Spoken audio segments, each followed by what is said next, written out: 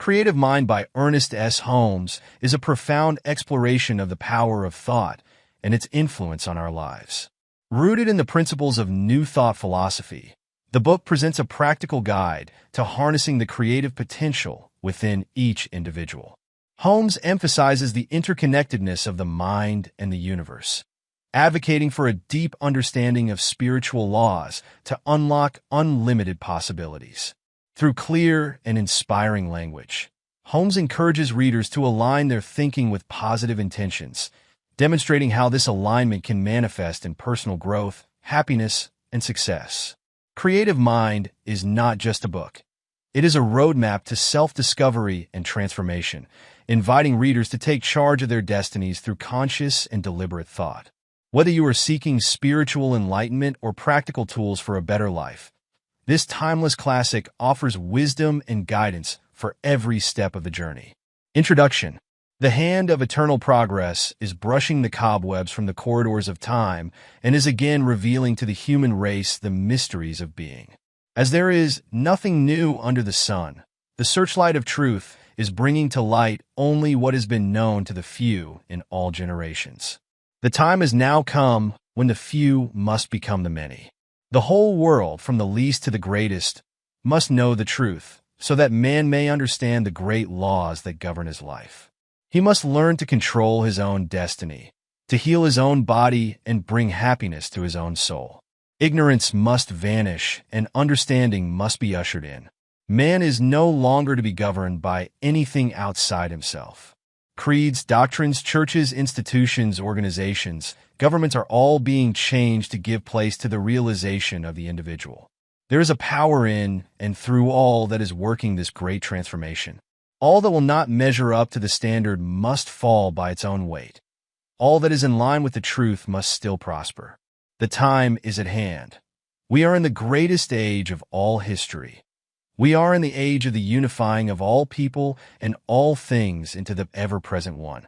The temple not made with hands is now being silently builded by the emancipated souls of this planet.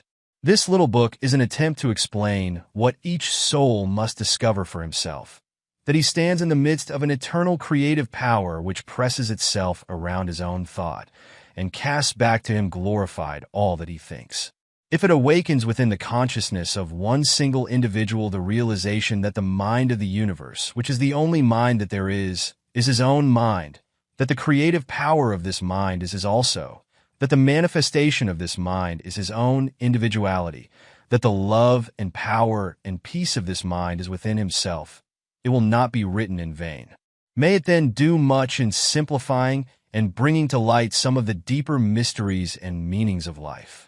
Ernest Shirtliff Holmes, October 1st, 1918, Part 1. In the beginning. Introductory. In the beginning, God. Clear and expressive are these words. In the beginning, God only. No manifest universe. No system of planets. Nothing of form or life, of brute or man. God was the spirit of all that was to be, but he had not yet moved upon the waters. Then this all-being moved or began to create. Where did spirit move? Upon what did it move to create? Where did it get a pattern? What means or power did it employ? Through what agencies did it work?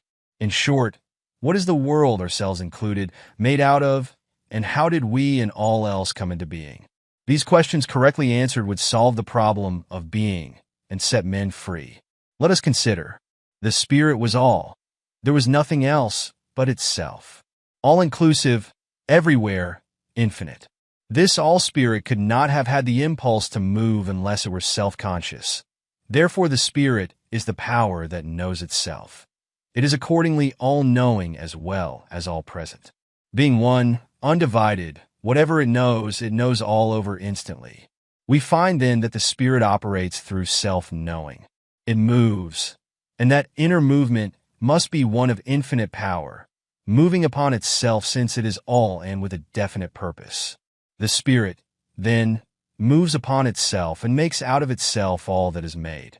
In other words, what we see comes from what we do not see, through some inner intelligence at work, which knows there is no power but itself.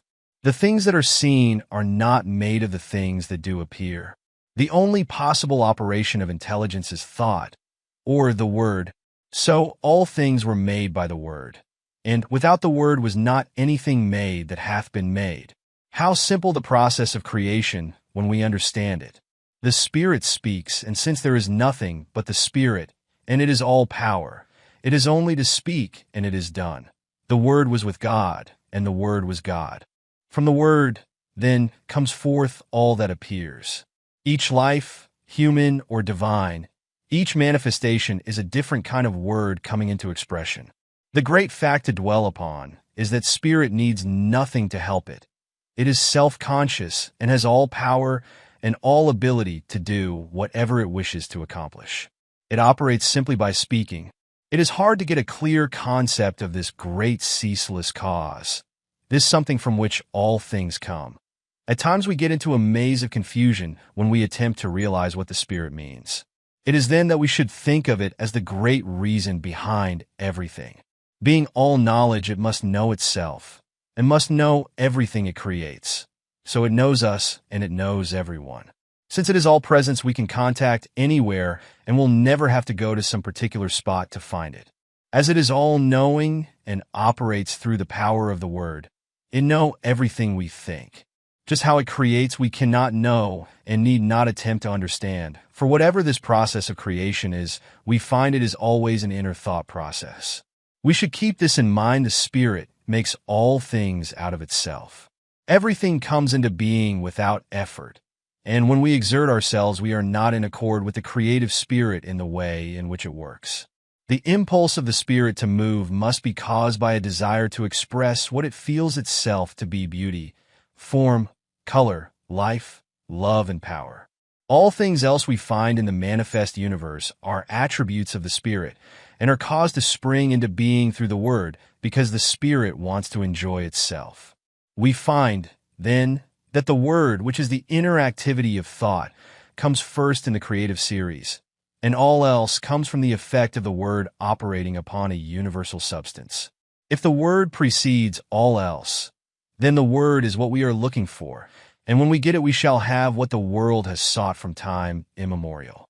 We must, if we wish to prove the power of the Spirit in our lives, look not to outside things or effects, but to the Word alone. The human eye sees, and the human hand touches only that which is an effect. Unseen law controls everything, but this law also is an effect. Law did not make itself. The law is not intelligence or causation.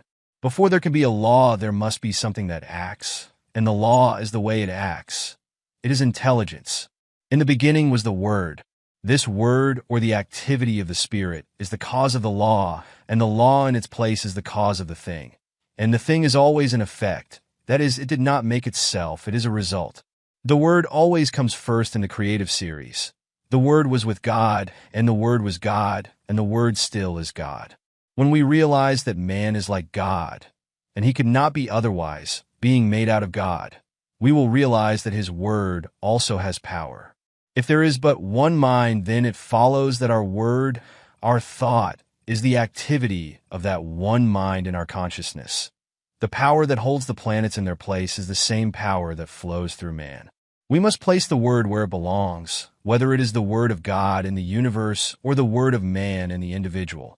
It is always first, before all else, in the beginning. The real sequence is this: cause, spirit, intelligence, God. The Word, the activity of intelligence, the effect, or the visible thing, whether it is a planet or a peanut. All are made out of the same thing. What we need to do is to learn how to use the Word so that all will come to see that they are creative centers within themselves. A principle that can be proven. Knowing that mind is, we have a principle that is absolute.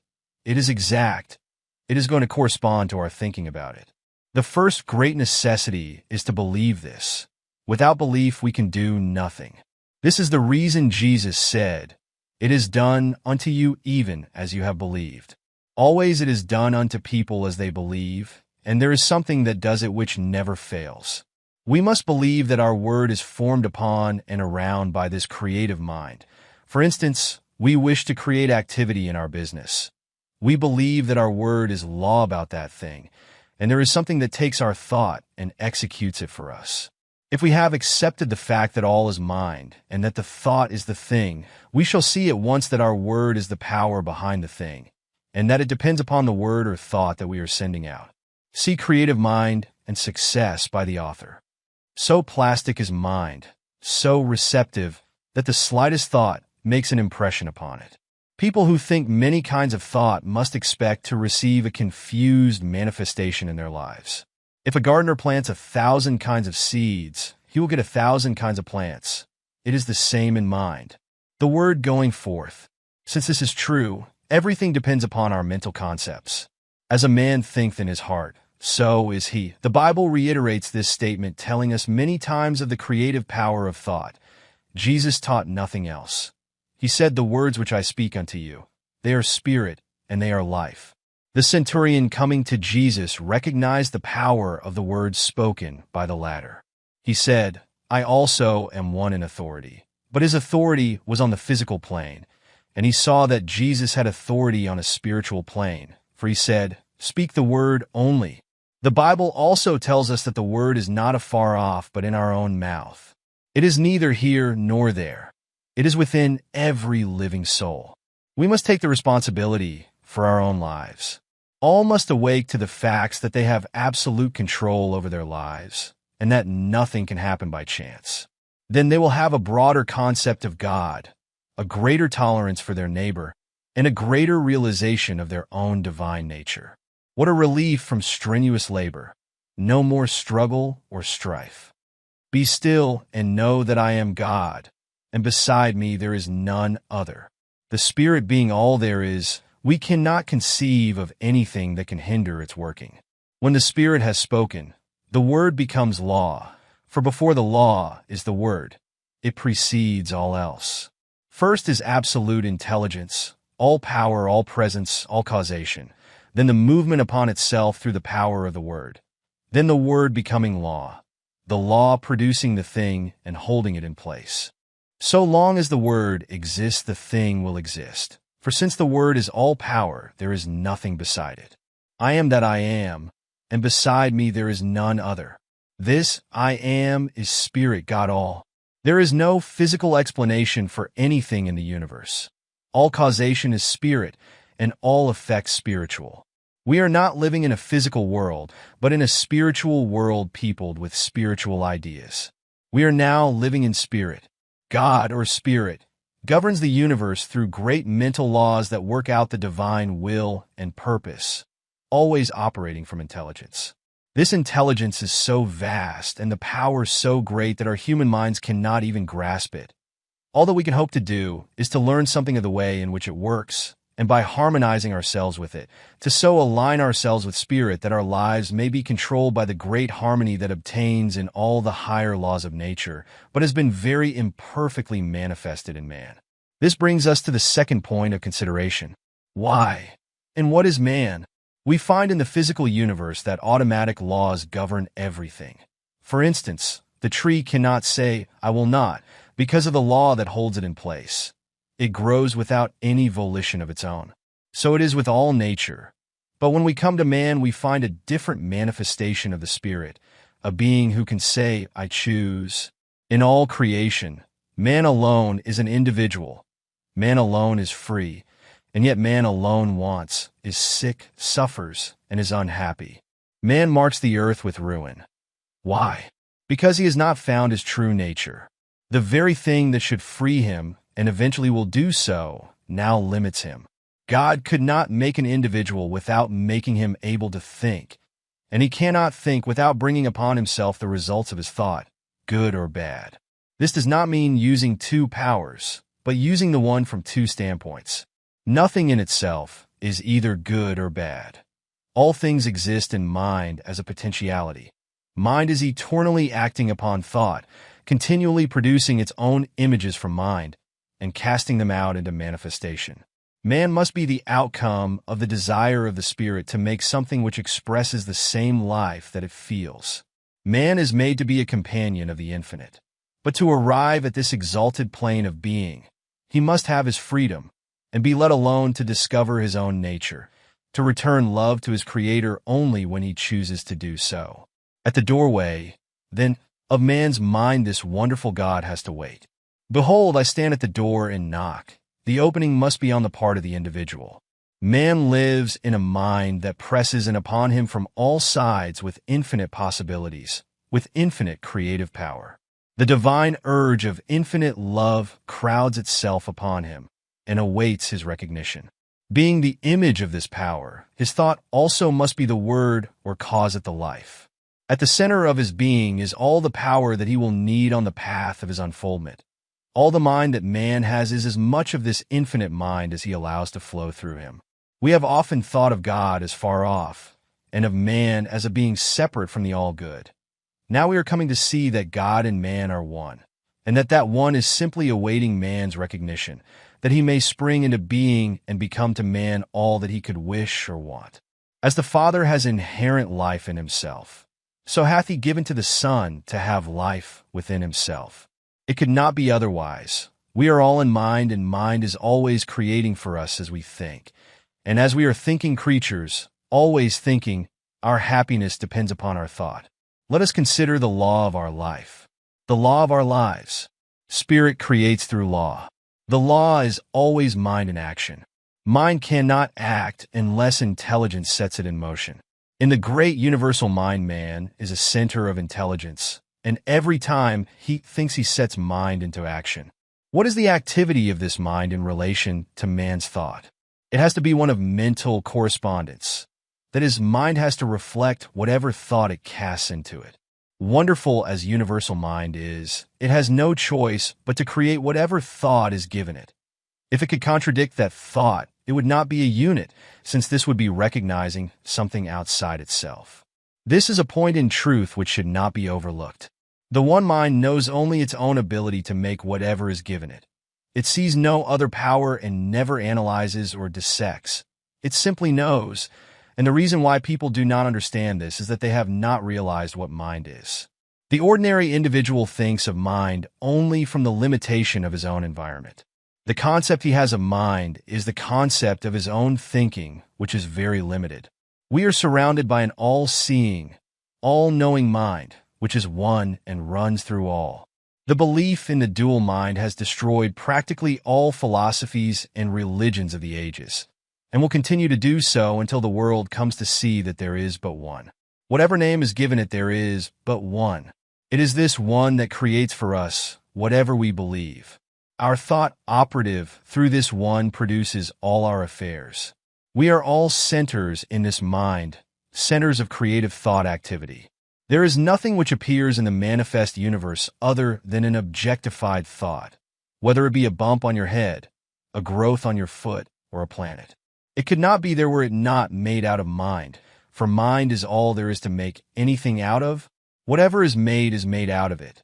Nothing exists or can exist without a source from which it springs. We are not dealing with a negative as well as a positive power, not two powers but one, a power that sees neither good nor evil as we see it. It knows only that it is all, and since it is all, it creates whatever is given it. From our limited standpoint, we often think of good and evil, not realizing that, as yet, we do not know the one from the other. What we call good today, we may call evil tomorrow, and what we think to be evil today, we may tomorrow proclaim as the greatest good we have known.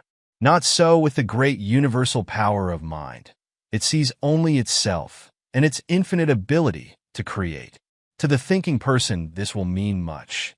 He will see that he is no longer living in a limited universe, a world of powers, but that he is immersed in an infinite creative medium, which, because of its nature, has to create for him whatever he believes.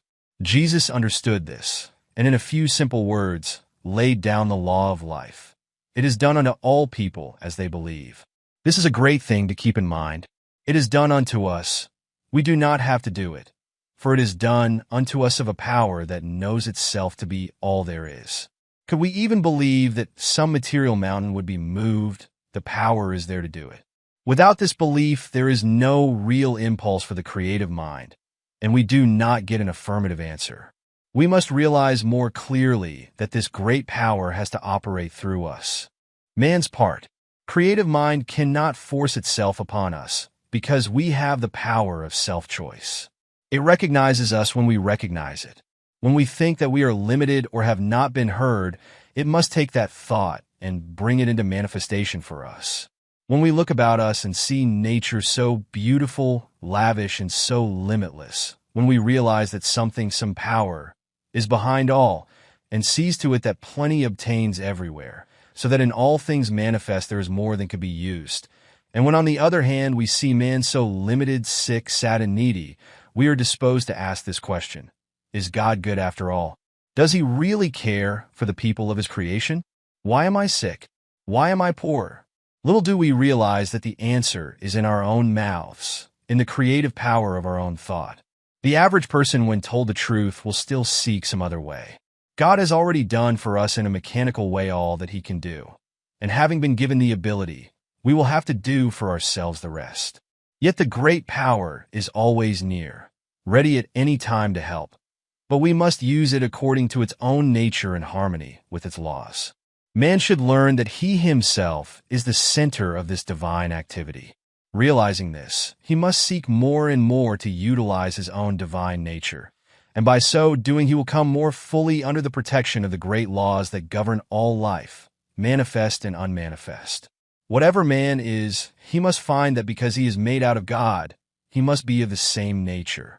This infinite one cannot know anything outside of itself, anything that would be a contradiction of its divine nature.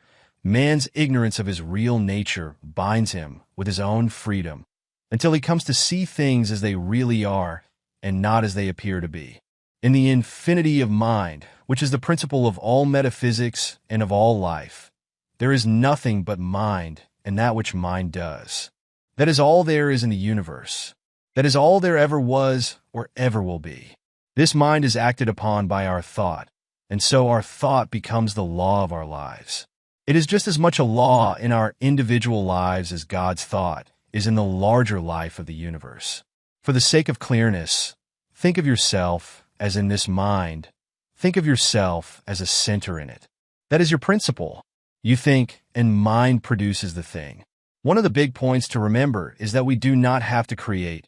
All that we have to do is to think. Mind, the only mind that there is, creates. Few people seem to understand the nature of the law, and so think that they have got to do something, even if it is only holding a thought. Thinking or knowing is what is the thing. It will make it much easier for us when we realize that we do not have to make anything, just to know that there is something back of the knowing which does the work for us.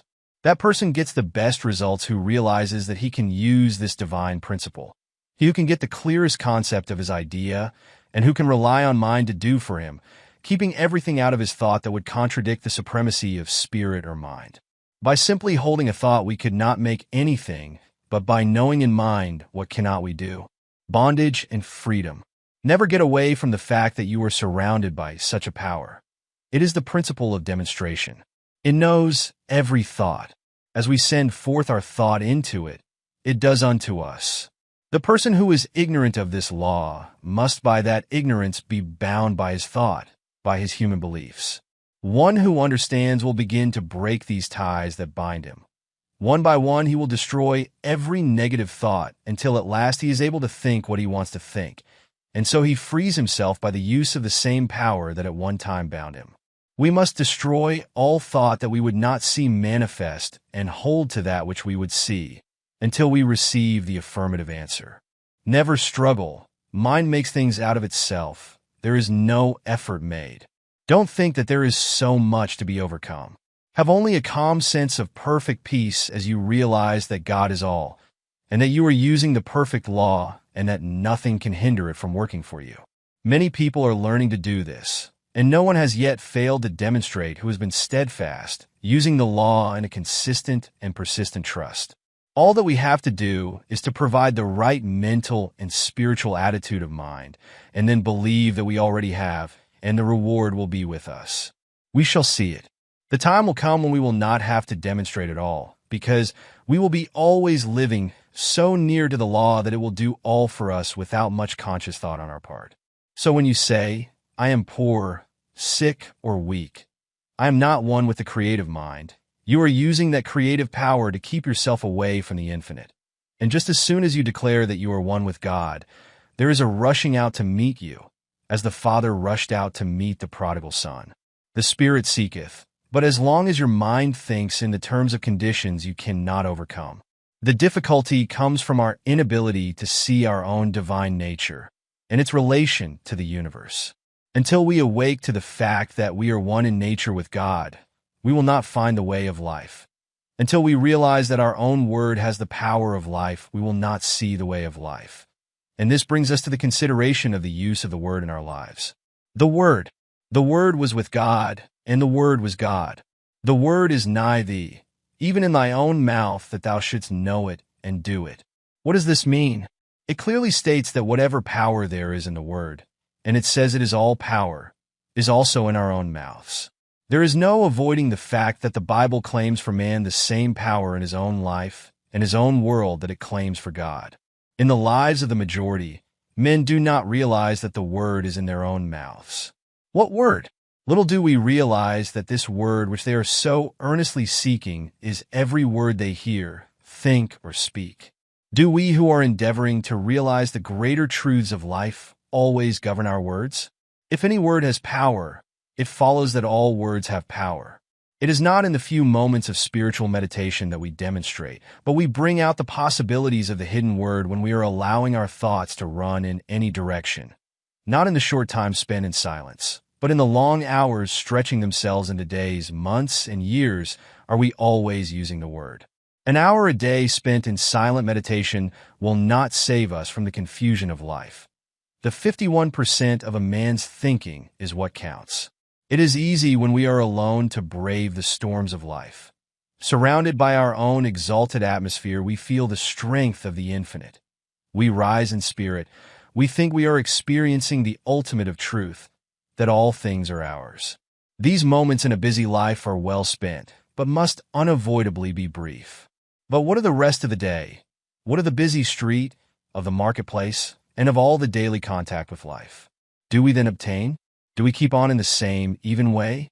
Or do we fall before the outer confusion of our surroundings? We are still creating the word and setting it afloat in the great ethers of life. Are these words creating for us? Yes. How necessary, then, to keep the independence of the solitude. How seldom we do this. God sent an angel to speak to me, a word he was fain I hear. And the angel brought the message, and whispered it in my ear. God knew I needed the word he sent. I had lost the zest of fight, and the right was all but beaten. The wrong it was all but right. Simple the word that he sent me, but it soothed the spirit raw. With the pain of too much striving, 'twas love fulfills the law. Few people indeed in the day in which we live are well poised. Where do we find the man who can live above his surroundings, who in his own thought can dominate all conditions, and in the midst of the crowd keep his own even way and his own counsel? When we do meet with such a person, we will know him, for we shall find on his face the image of perfect peace. We shall detect in his bearing the ease and independence that comes only to the man who has found himself, and who is centered not in the outer, but in the inner world. Such a character as this has the power to attract to himself all of the best in the world. He is a center toward which all else must gravitate. The atmosphere which he creates and with which he surrounds himself is one of absolute calm and peace. The world at once sees in this man a master, and gladly sits at his feet. And yet this man who has risen above the thought of the world cares not that other people should sit at his feet. He knows that what he has done all may do, and he well knows that all the teaching in the world will not produce another such as he. He knows that it is not from the teaching, but from the being, that true greatness springs. So this man does not go around teaching or preaching. He simply is. The man who has arrived. The man who has arrived will realize that he has done so in the midst of an outer confusion. He will be the one who has gone into the silence for strength and has come out into the world equipped with power from on high. But that light which he has received must be kept burning. Not alone in the silence, but in the busy throng must all of us find the way of life. Our every thought creates. For the majority of us, these thoughts come in everyday affairs, some of which are very trivial, but these too will be demonstrated. We have missed the whole point. unless we have learned so to control our thought that time and place make no difference. The power we have within us. We have within us a power that is greater than anything that we shall ever contact in the outer, a power that can overcome every obstacle in our life and set us safe, satisfied and at peace, healed and prosperous, in a new light, and in a new life. Mind. All mind is right here. It is God's mind, God's creative power, God's creative life. We have as much of this power to use in our daily life as we can believe in and embody. The storehouse of nature is filled with infinite good, awaiting the touch of our awakened thought to spring forth into manifestation in our life. But the awakening must be on our part and not on the side of life. We static, at the gateway of limitless opportunity in the eternal and changeless now. Now is the day in which to begin the new life that is to lift us up to the greater expression of all that is wonderful. The word that we speak is the law of our life, and nothing hinders but ourselves. We have through ignorance of our real nature misused the power of our word. And behold what it has brought upon us, the very thing that we feared. But now it shall produce a new thing, a new heaven and a new earth. Individual ideas. We find that in the universe, every separate idea has a word, a mental concept behind it, and as long as that word remains, the thing is held in place in the visible world.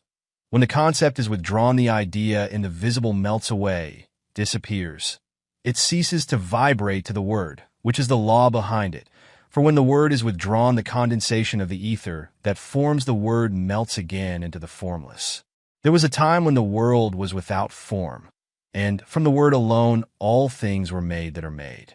When our word says that there is no longer life in our bodies, the life principle withdraws and our bodies return to the substance from which they came.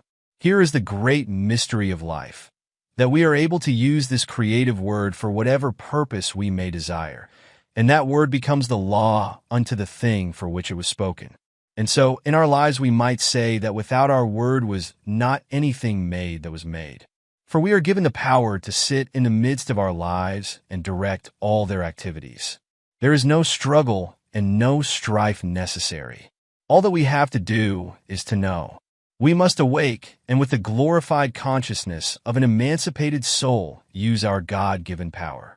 The reason for the universe. This universe is the reason, first of an infinite intelligence which speaks or thinks, and as this thought becomes active within itself, it creates from itself, at the power of its own word, the visible universe. We are living in a universal activity of mental law. We are surrounded by a mind which receives every impression of our thought and returns to us just what we think. Every man, then, is living in a world made for him from the activity of his thought. It is a self-evident proposition that mind must create out of itself. And this self being limitless, it follows that its creative power is without limit. Mind in action. Everything that we see is the result of mind in action. We all have a body, and we have what is called a physical environment. We could have neither if it were not for mind. The law implanted within us is that we need nothing except ourselves and this all-wise creative mind to make anything, and that just so far as we depend upon any condition, past, present, or future, or upon any individual, we are creating chaos because we are dealing with conditions and not with causes. Every living soul is a law unto himself, but of this great truth few people are conscious. It seems difficult for the race, which feels itself to be so limited, to comprehend the fact that there is a power that makes things directly out of itself, by simply becoming the thing that it makes, and that it does this by self-knowing. But we will not demonstrate until we see at least some of this, the greatest truth about life. We should realize that we are dealing with a principle that is scientifically correct. It will never fail us at any time, but is eternally present. We can approach the infinite mind with a depth of thought and understanding, knowing that it will respond, knowing that we are dealing with reality. Jesus, who saw this very dearly, laid down the whole law of life in a few simple words. It is done unto you as you believe. We do not have to do it.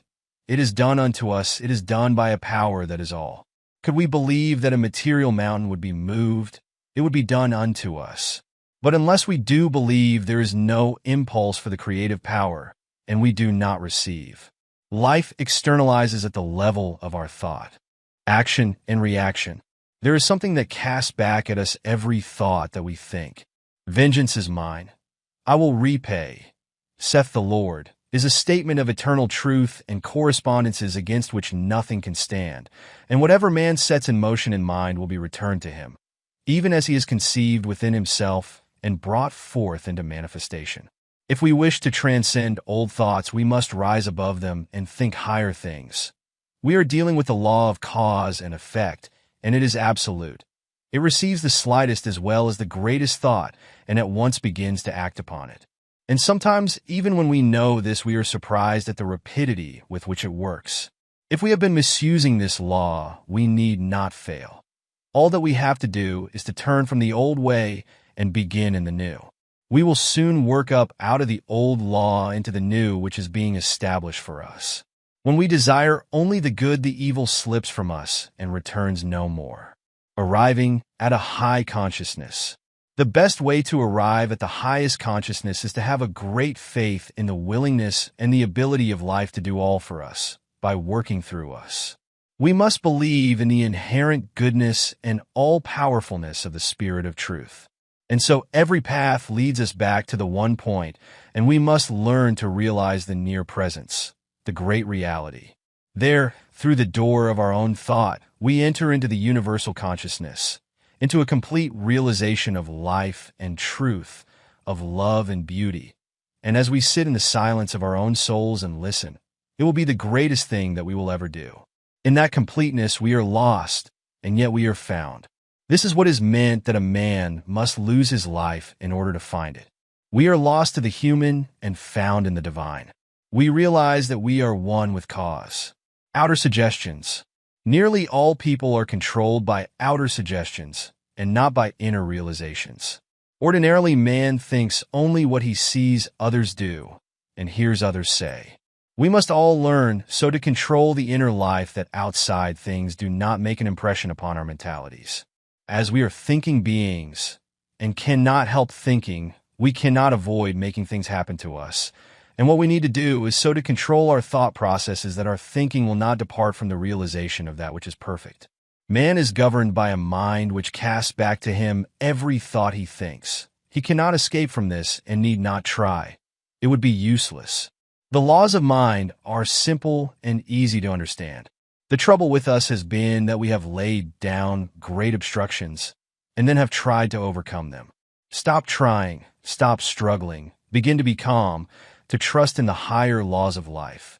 Even though you do not see them, they're still there. Did you ever see the law that causes a plant to grow? Of course you did not. And yet you believe in this hidden law of growth. Why do you believe? Simply because every year, out of the seed time comes a harvest.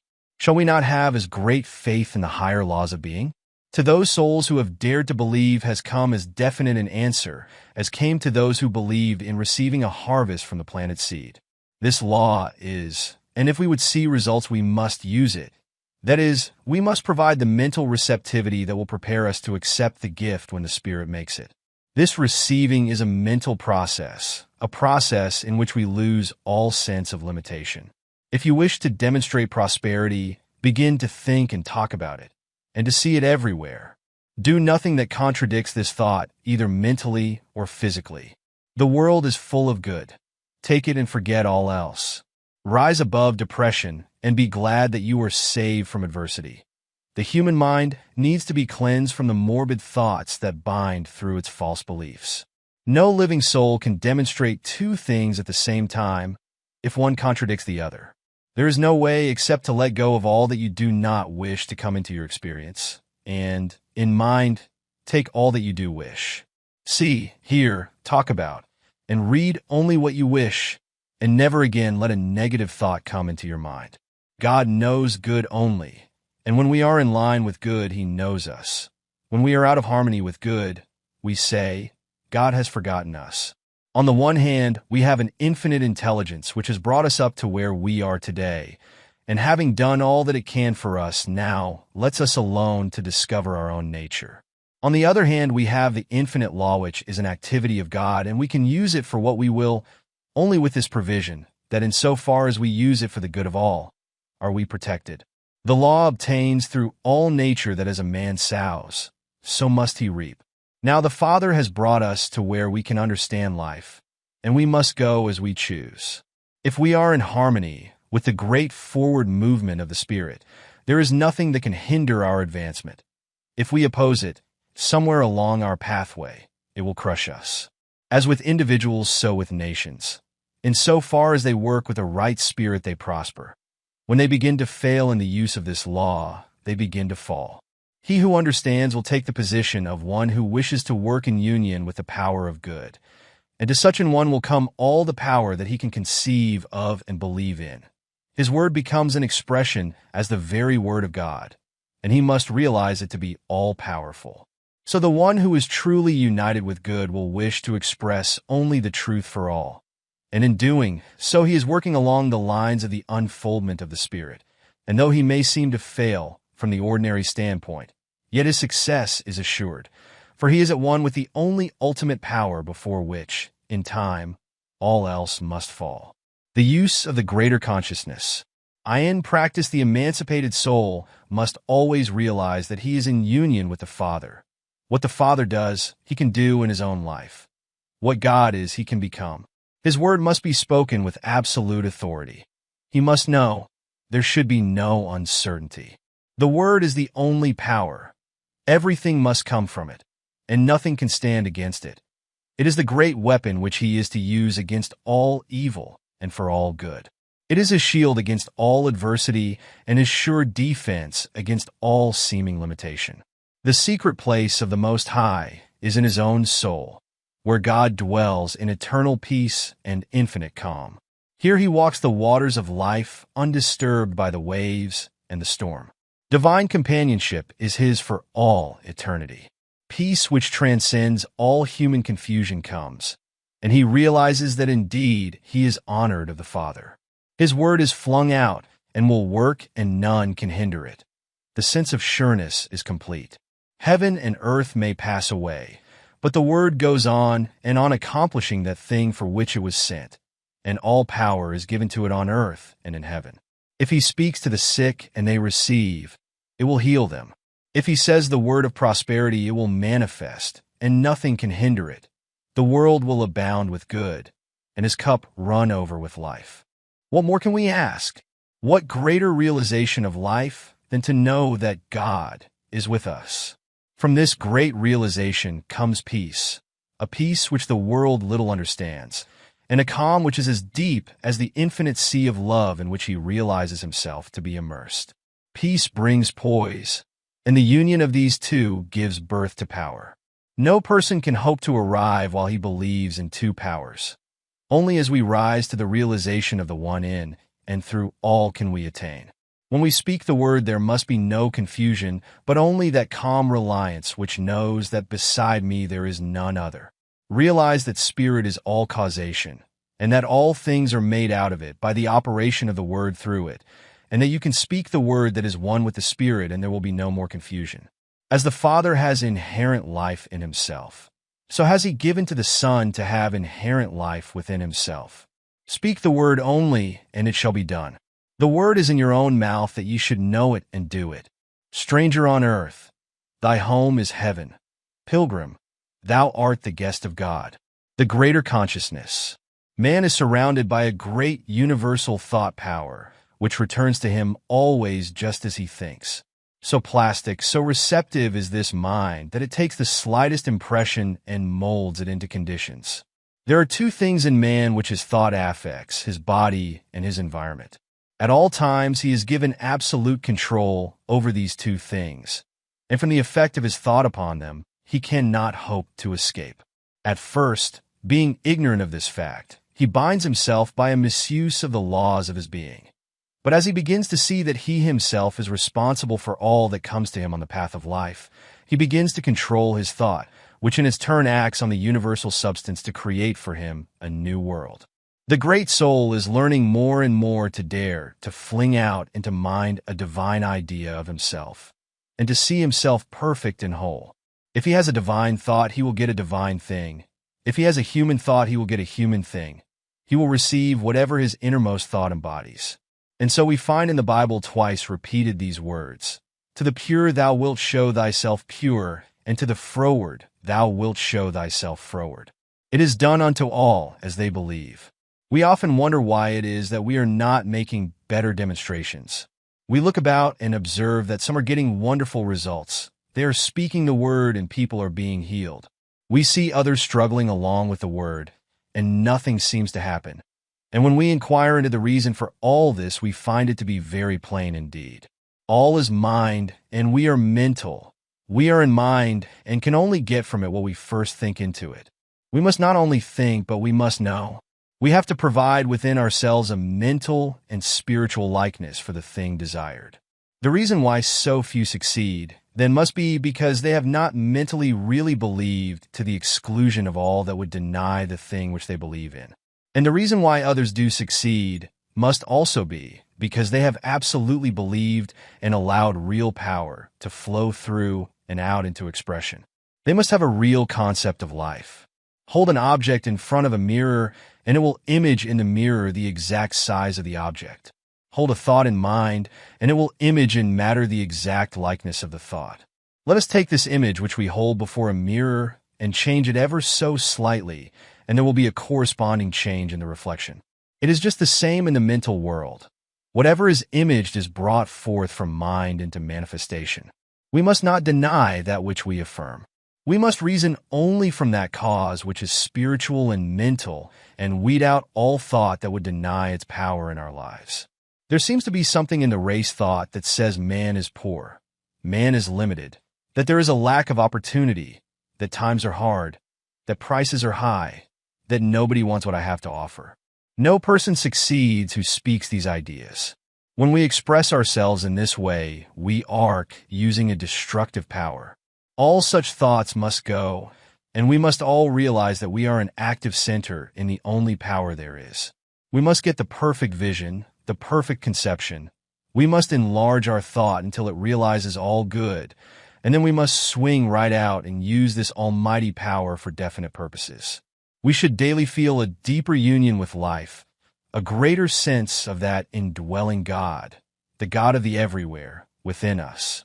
When we speak into this mind, we have sown the seed of thought in the absolute and may rest in peace. We do not have to make haste, because it is done unto all as they believe. In that day that they shall call upon me, I will answer. People will often ask, what is the best method for demonstration? There is but one answer to that question. The word is the only possible method of demonstrating anything. The word really felt and embodied in our thought. Then the word becomes flesh and dwells among us, and we behold and experience it. We will ask for no other way when we understand this. The person who does not understand these laws will be likely to say that this is presumptuous, that it is even sacrilegious. But this comes only from a lack of understanding of the fact that all is governed by law, and that all law is impersonal and universal. We have just as much right to use spiritual law as to use so-called physical laws. Strictly speaking, there is no such a thing as a physical law, as all things are spiritual, and all law is a law of the activity of the Spirit. The greatest use of these laws will always come to that soul who is the most deeply spiritual, as such an one comes the nearest to using law as God uses it. So to the really great soul, there must come a very close relationship with the invisible God.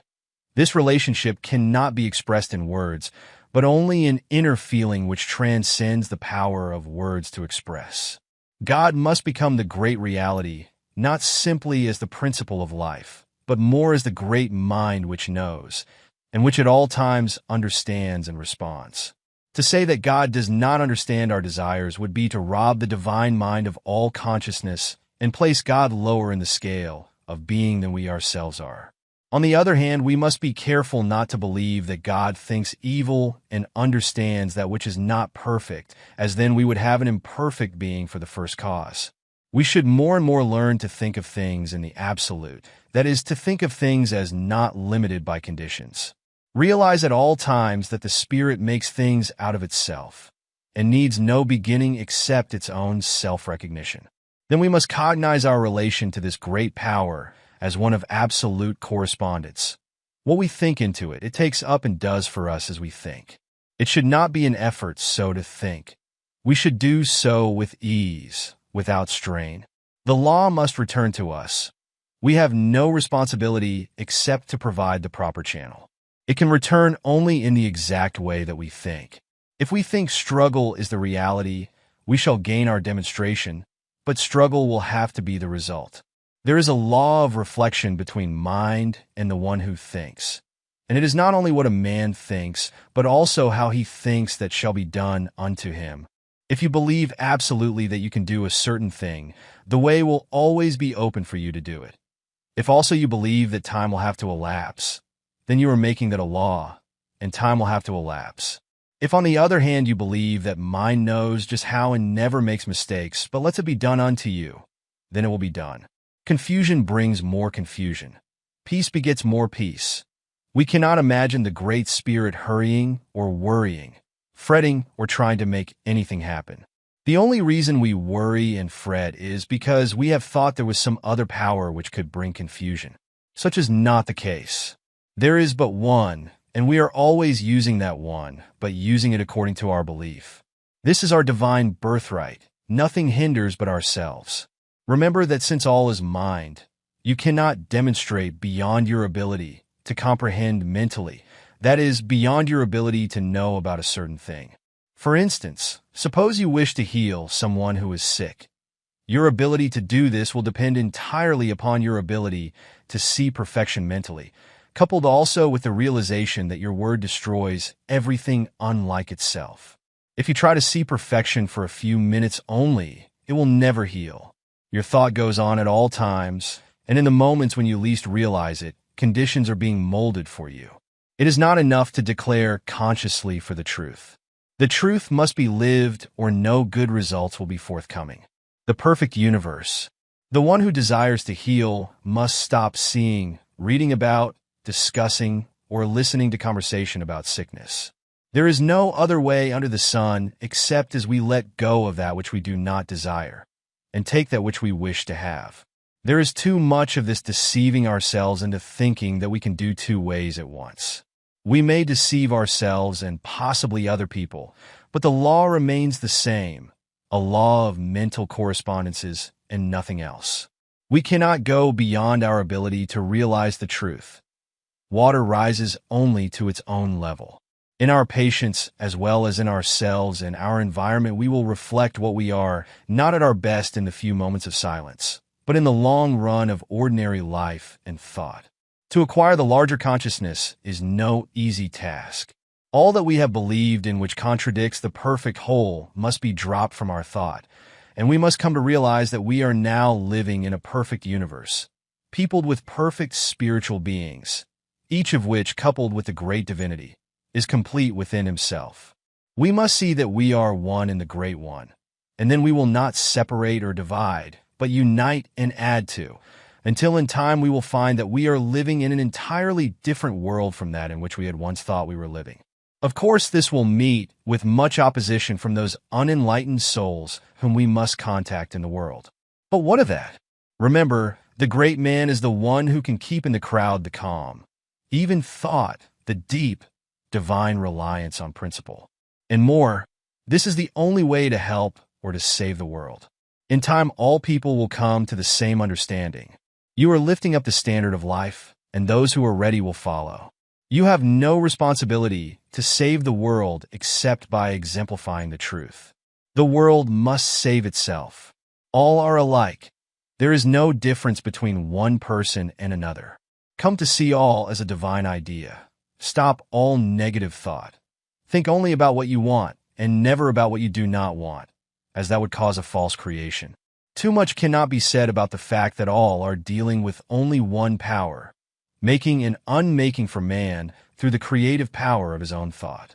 If there is something in your life that you do not want there, stop fighting it, forget it. About struggle karma. There is too much struggle coming into the metaphysical thought. Often we hear some seeker after truth say, I have a big fight ahead. Oh, foolish and untaught! How can you hope to enter in? The kingdom comes not from without, but from within always. Stop all struggle and wait upon the sure principle that creates whatever it wills, because there is nothing to oppose it. As long as we think that opposition exists, we are blocking the way for the clearer vision. Those that take up the sword must perish by it. Not because God is a jealous God, but because that is the way the law must work. Cause and effect must obtain everywhere. Do not even fuss about your karma. Too often we hear people say, "This is my karma." This may be true enough, but how many people know what they mean when they use the word karma? Do you realize that your karma is nothing but your false thinking, and that the only way to escape it is to think the truth, and that brings in the higher law? When the greater comes and the lesser leaves, because there is no longer anything to give life to it. The past is gone when we learn to forgive and to forget. This erases from mind all that is held against us, and even our sins are remembered no more against us forever. Fate is in our own hands, and when we will rise to that pure atmosphere where we see things in their completeness and know that an all-wise power is behind it all, we will see that the infinite mind could wish for us only that which expresses itself in limitless terms. The whole trouble has been that we reason as men and not as gods. I say ye are gods, and every one of you sons of the Most High. The great law of life is thinking and becoming. And when we think from the lofty heights of the Spirit, we will become great, and not until then. Do not try to convince anyone of the truth. That will bring confusion. Truth is just as much as God is, and the whole world is coming gradually into the realization of it. Keep the truth within your own soul. Lift your own self above the confusion of life, and then people will believe. So all our thought is to be created in the realization of the one becoming the many, without struggle, without fear, stripped of all that denies the truth. How limited we are, how little our thought, how the human race rises in the morning, plods off to the day's work, plods home at night, sore and tired, eats and sleeps, works and dies. As has been said of man works hard to get money to buy food, to get strength, to work hard to get money, to buy food, to get strength, to work hard to get money, etc. This was never intended. It is the curse imposed on the man who believed in two powers, one of good and one of evil. To us there has come a greater vision, and to those who believe and act as though it were true, it is proving itself. We must turn from all human thought and experience. We are not downtrodden, depraved and miserable sinners, born in sin and conceived in iniquity and shame, some to go to heaven and some to hell, and all to the eternal glory of God. This is a lie. It always was and always will be. But as long as we believe in a lie, it seems to be present with us. Man is born of the Spirit of God Almighty, is pure, holy, perfect, complete, and undefiled, is at one with his eternal principle of being. Many people are finding this out, and as a monument to its truth, millions are daily proving it for themselves. Somewhere down the path of human experience, we will all awake to the realization that we ourselves are heaven or hell. We live in spirit, awaiting the touch of thought that believes. All people look, a few see. Part 2. Practice. Introductory. The one who wishes to practice metaphysics must first, last, and all the time realize that he himself is a center of the divine activity. He must know that whatever God is in the universal, he is in the world in which he lives. He must know that all things are made out of spirit, which is first cause. Nothing comes before spirit. Operating upon itself, out of itself, it makes what it will out of its own perfect desire. He must think of the spirit as the father of his own life, eternally bound to him, eternally binding him to it. He must know that the Spirit not only can manifest through him, but that it wishes to do so. The Father seeks such to worship him. The practitioner who understands the truth knows that as long as God exists, he will exist, that he could no more become non-existent than God could. Walking, talking, moving in God, he must not only see the divine being as the great unknown cause, but he must go a step further and see God as the great self-knowing, understanding power of infinite intelligence, thinking through his own thought and willing into his own life all power and all good. More than this, God must become within his own soul the greater self, the inner life, the inner light that is to light his path with sure step to the attainment of the greater ideals. God is to become the great friend of his life, understanding him, and helping him at all times to understand all things. No more books, no more teachers, no more preachers, creeds, or candlesticks will he ever need. The old methods must vanish into their native nothingness, as the great realization that God is all in his life dawns upon his awakened thought. Naught is the squire, when the king's at hand. Withdraw the stars, when dawns the sun's brave light. He must know that not height, nor depth, nor any other thing can come between the soul and its perfect Creator. Too long have we listened to people. Now our own soul shall speak in a language that is unmistakable. Now shall we ourselves become masters of all life and interpreters of all mysteries. Now my Father and I are one. As the Word of God goes forth and sets in motion the all-law, so must we realize, because we are one with the Word, that our own thought has the power of expression. The one who wishes to heal must come to see all evil as impersonal, fastening it to no one, but realizing that it is simply false thought. The healer knows that the word which he is to speak will destroy this false impression, and by erasing it, it will vanish. There should be absolutely no sense of responsibility beyond speaking the word in positive faith, knowing all struggle belongs to the old order. In the new peace takes the place of confusion. Faith answers the cry of doubt and fear, and the word is supreme. We must know that our word is law and cannot be set aside by the false thought of the world. Every time that we state a truth, we must know that that truth destroys all that is unlike itself and frees the thought of the one whom we wish to help and to heal. This word must become the new law which frees. People are sick because they think sickness and will be healed only when they turn from this kind of thought and begin to think in terms of health. The same power used in two ways.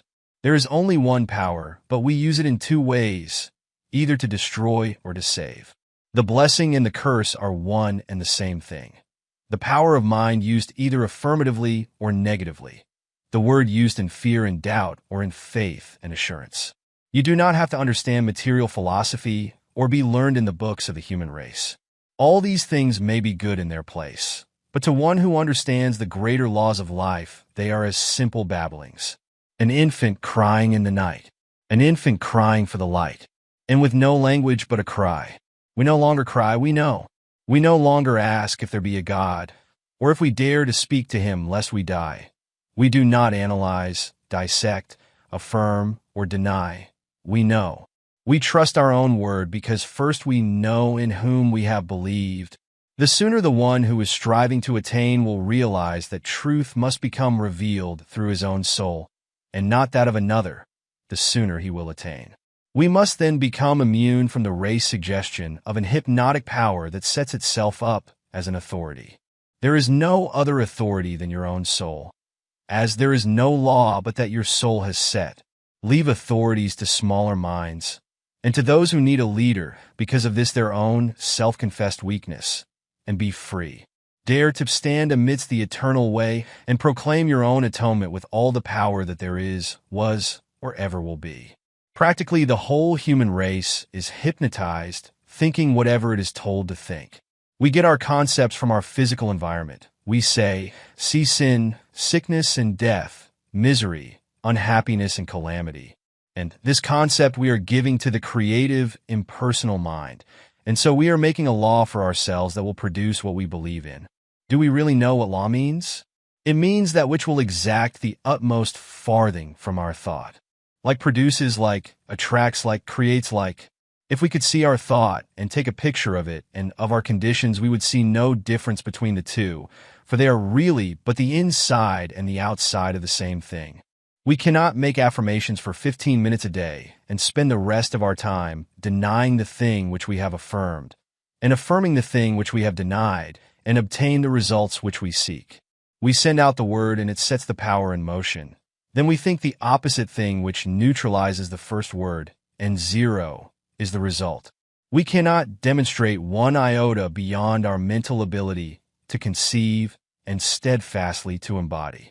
Infinite as creative power is, receptive and quick as it is, It can only become to us what we first think into it. God can do for us only what he can do through us. Dare to say, "Behold, I am he." Great men have come and gone, and behold, a greater now stands here where I stand, and I am that one. The world will laugh and perhaps scorn. The Christian world will hold up its hands in holy horror, lest you blaspheme. The unchristian world will smile knowingly. Neither the one nor the other will understand, but the understanding of either counts for nothing. You are now free, and your freedom will yet save the world from itself. The great soul finds within himself the divine companionship which he needs. He finds within himself the peace which passeth all understanding and the power to do all things. All power. He speaks, his word is law, and it is done unto him of all the power there is. His word knows itself to be the law of life unto all for whom it is spoken and who receive it. Healing the sick. We shall be called upon to heal all manner of disease, to comfort the sorrowing, and to bring peace to the distressed. First, we must heal ourselves. When we are healing others, we are also healing ourselves. A healer's work takes place within himself. This idea of sending out thought and holding thought is all a mistake. Think come into being not only by taking thought, but by knowing that the word is infinite. This word is in your own mouth, and there alone can it be spoken. Here your responsibility begins, and here it ends, in your own mouth.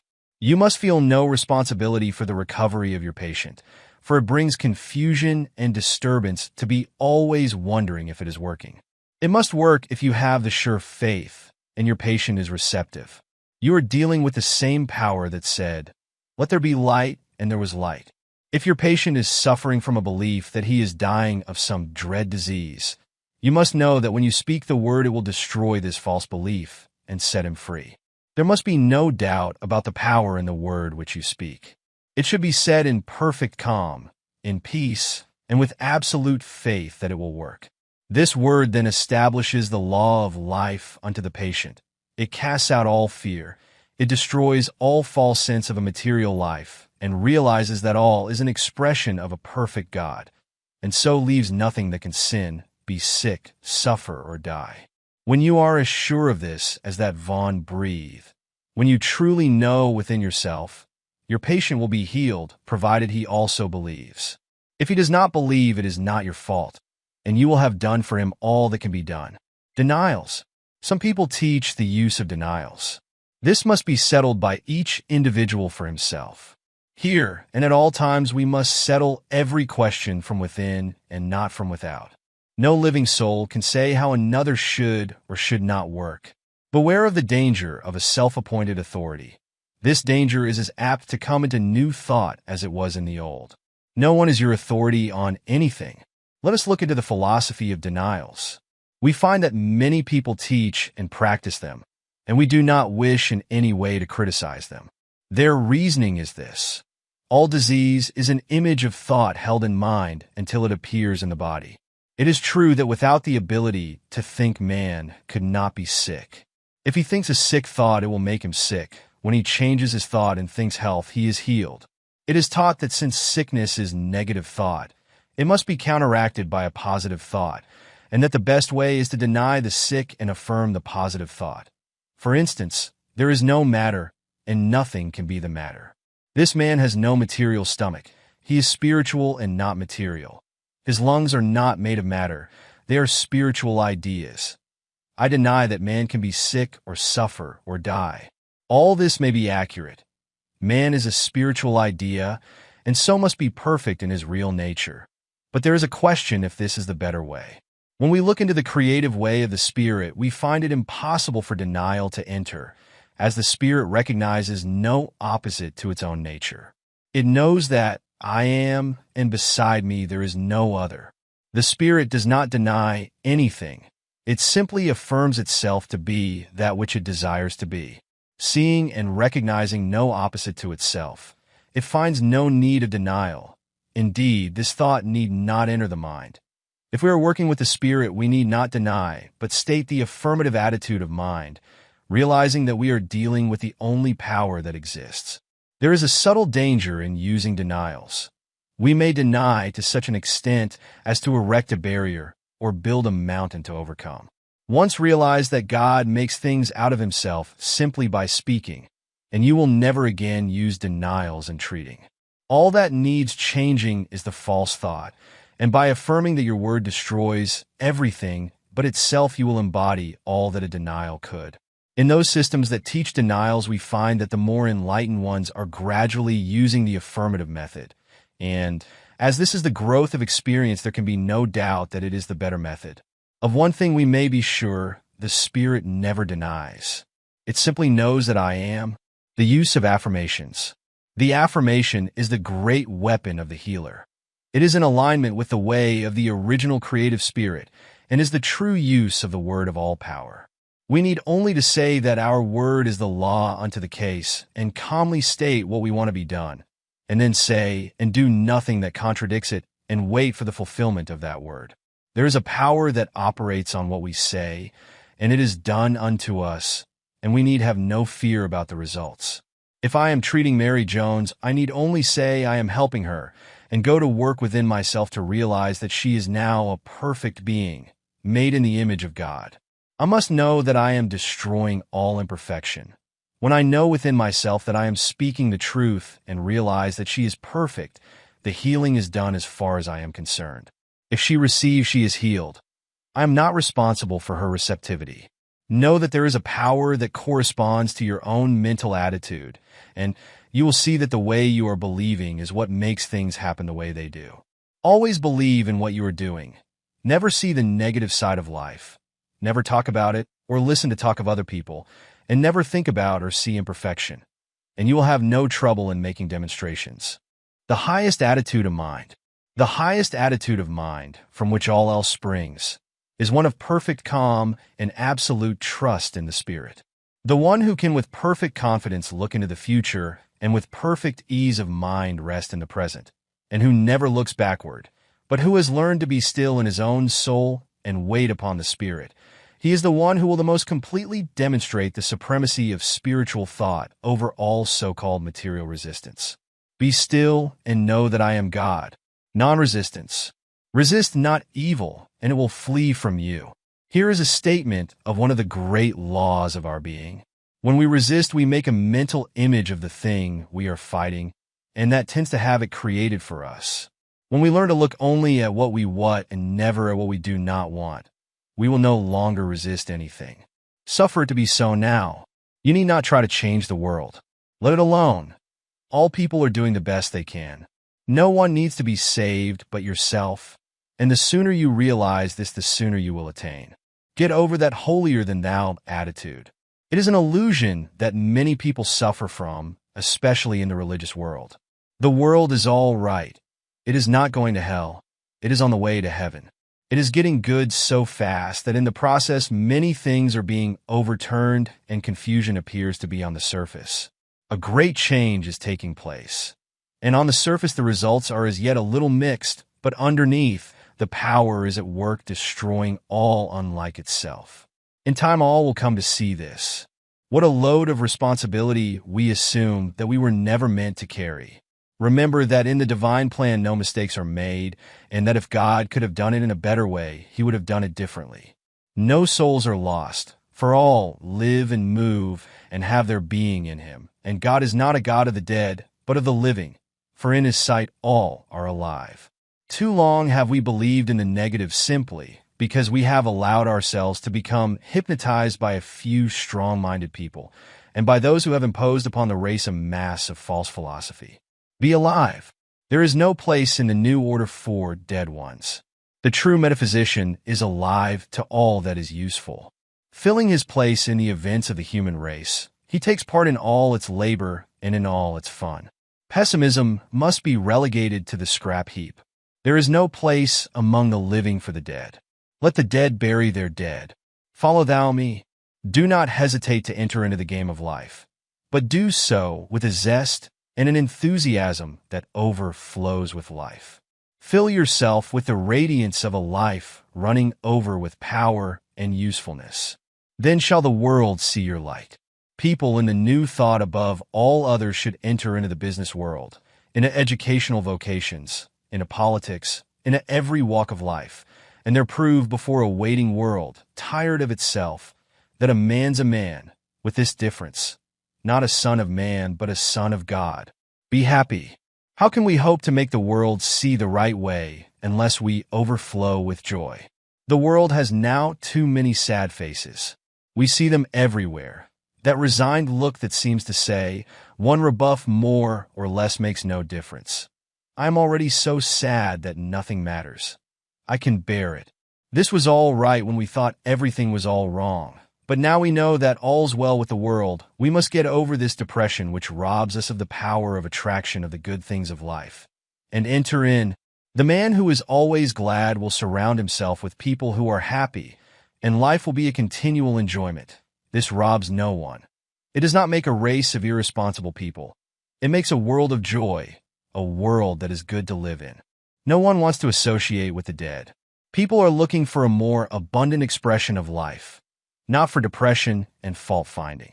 Find fault with no one, and more than this, find no fault with yourself. Get over the thought of condemning people and things. People and things are all right. Let them alone and enjoy life. Your very atmosphere will cheer and uplift the people who contact you, and a new life will enter into them. Overflow. As it's given me to perceive, I most certainly believe, when a man's glad plumb through, God's pleased with him same's you. Live in the present. Life is for us today. There will be no change for tomorrow unless we do the changing today. Today we are setting in motion the power of tomorrow. Today is God's day, and we must extract from it what of life we are to live. Tomorrow, in the divine course of events, will care for itself. The soul that learns to live in the great gladness of today will never weary of life, but will find that he is living in an eternal here and now. Now, all good is his. Now, all life, truth, and love are his. Now, he has entered in, and the good things of life are his today. Lord, for tomorrow and its needs I do not pray. Make me to do thy will just for today. Let your soul sing today, and the song that comes tomorrow will be all the sweeter, will ring out over the vistas of time with an unmistakable clearness. Here is a soul who knows himself and has found life. Within himself, who has met God today. No more waiting, no more longing, no more weary roads to travel. He has arrived. The goal is won, and peace has come at last. To Clay, see the good in all things. Learn to see God in all manifestation, in all people, through all events. The ordinary person sees only the lump of matter. Not so with the awakened soul. He sees in all things the divine mind at work molding out into expression what it feels itself to be of life, of color, of form and beauty. There are some illusioned ones who claim that what we see is all false, and that the so-called material universe is an unreality. What a mistake! What we see is the body of God, full, free, complete, whole. A primrose by the river's brim. A yellow primrose was to him, and it was nothing more. He never saw the idea behind. It was seen only as matter, matter, matter. Yet what he could have seen was God's thought of himself coming out into wonderful beauty and color and form. The infinite one manifesting in an infinite variety of forms. What do you see when you look upon the human form? The crowning glory of God's perfect creation. Matter, matter, matter? Flesh, blood, and bones? Indeed, these may be passing into expression, but what of the idea? What of the reality of the body? This body of ours is as real as God is real. It would not be if it were an illusion. The very touch of the flesh should send a thrill through the whole body, bringing up its vibration to a higher pitch, to a finer form. The body is not one mass of pollution. It is the temple of the living God and should be so thought of. Too long have we condemned it, and now we must free it by reversing the process. Of all things on earth, the human body is the most beautiful, the most wonderful, and the most godlike. If you do not love your brother whom you have seen, how can you love God whom you have not seen? Human magnetism is not hypnotism. It is the divinity of man in expression.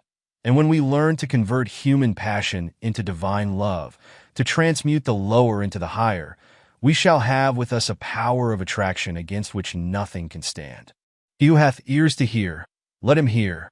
When we behold a beautiful sunset, we should see the wonderful thought of God, the radiance of his presence. In the strength of the hills, we should see the strength of the Spirit.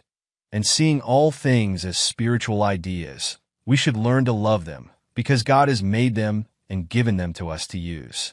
The soul who in ecstasy can rush up to a tree and embrace it realizes more of God than all the bigoted priests who have ever lived. The one who can sniff the ocean breeze with delight feels the presence of the divine being more keenly than does the one who kneels in despair before an awful God of justice. Learn then how to appreciate nature and nature's God. Spend much time in the out of doors. Look up at the stars. Let them be your companions. Tread the pathless ways of the trees and the giant forests and see God in everything that you look upon, the God of the everywhere. Be expectant. Expect the best to happen. Don't sit around waiting for trouble. Have absolutely nothing to do with it. It is no part of the divine plan. It is an illusion of the material sense. One who has learned to trust will not be surprised even when he finds things coming from the most unexpected sources. All things are man's to use and then let go of. What more can we ask? We want nothing that we have to keep. Things are to use, not to hold. Expect that everything is to come your way. Be content and cheerful if you wish to attract from out the store of the infinite. Open up your whole consciousness to the greater possibilities of life. Line up with the big things. When you speak the word, expect it to happen. Know that it must be as you say. This will not be fooling yourself. It will simply be using the law as it is meant to be used. Expanding our thought. All things come to us through the use of our thought. If we have a small concept of life, we will always be doing small things. First in the creative series is the word, but the word carries us no further than our consciousness back of it. Unless we are constantly expanding our thought, we are not growing. Growth is the law of life, and it is necessary. We cannot stand still. If you want to do a new thing, get a new thought, and then you will have the power of attraction, which has the possibility of drawing to you the circumstances which will make for the fulfillment of your desires. Get over the old idea of limitation. Overcome all precedents and set yourself in the new order of things. If you want to build a railroad, you will never do it unless you get over the idea that the most you can hope for in life is to sell peanuts. Let the people sell peanuts for a living who think in the terms of peanuts. Get out of the rut. God has created you for a glorious future. Dare to fling out into mind the greater assurances about yourself. The power of a treatment. A treatment has as much power as we put into the word which we speak when we are giving it. This does not mean screwing up our mind or using our willpower or using force from the material standpoint. It means simply knowing that what we say will be done unto us of a power which can do anything that is given it to do.